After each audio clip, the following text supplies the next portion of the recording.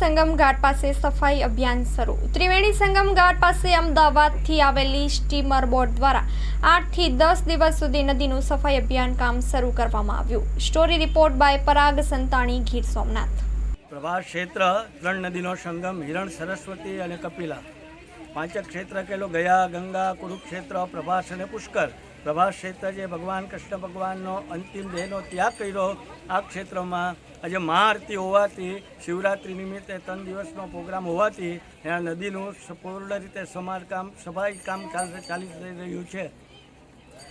બરાબર, આપણું નામ? મારું નામ અરુણ ભટ્ટ છે। હેલો, મારું નામ પરીખ જયેશ છે।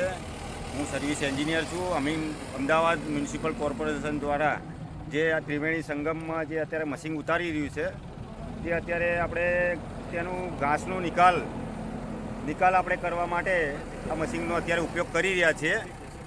જે હાલ પૂરતું ઓછામાં ઓછું એક અડધો કલાકથી 45 મિનિટમાં જે વનસ્પતિ નીલ ટાઈપની જે અંદર ઉગેલું છે એ અત્યારે આપણે નિકાલ કરી રહ્યા છે। એટલે એક ફેરો આપણો સમજો અડધો કલાક 45 મિનિટનો થાય છે એને નિકાલ કરવામાં, અને એ ટાઈમે આપણે 2.5 થી 3 ટન જેવો માલ એક બોટમાં આપણે નીકાળી શકીએ છીએ।